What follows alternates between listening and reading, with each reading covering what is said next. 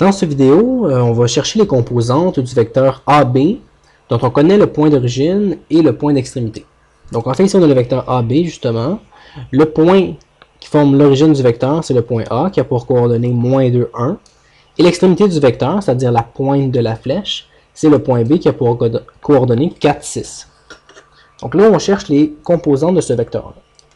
L'idéal pour commencer, ce serait de faire un plan cartésien afin de représenter nos points. Donc, on va faire l'axe des Y, l'axe des X ici, X, Y.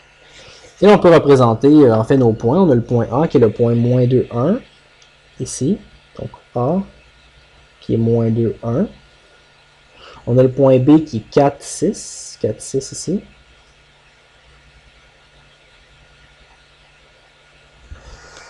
Et donc, on nous dit que l'origine du vecteur, c'est le point A, c'est-à-dire que la flèche part du point A et s'en va jusqu'au point B, qui est son extrémité. Donc, en fait, si j'y vais, je pars ici comme ça, et je m'en vais vers le point B. Donc, j'ai le vecteur, ici comme ça, qui va de A vers B. Et ce vecteur-là, on l'avait nommé AB, avec une petite flèche au-dessus pour bien noter que c'est un vecteur. Donc nous ici on cherche les composantes. Chercher les composantes, c'est trouver les projections orthogonales du vecteur sur l'axe des X et sur l'axe des Y. Donc premièrement, si on projette le vecteur sur l'axe des X, en fait c'est comme la petite ligne pointillée que je dessine ici, et bien on le voit dans le dessin, ça mesure 6 unités. Et même plus logiquement, on aurait pu le voir en soustrayant les coordonnées en X. En fait, on est parti de -2, on s'est rendu jusqu'à 6, jusqu'à 4. Donc c'est sûr que de -2 à 4, ça mesure 6.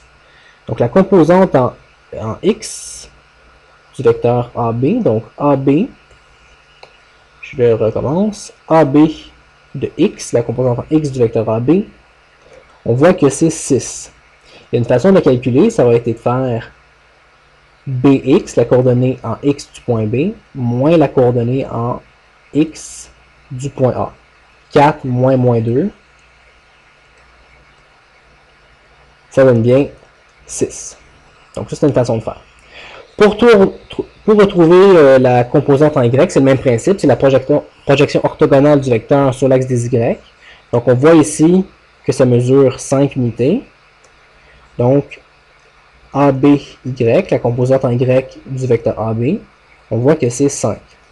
Encore une fois, si on veut une petite formule pour le calculer, ben en fait, ça aurait été la coordonnée Y du point B moins la coordonnée Y du point A. Donc, extrémité moins origine.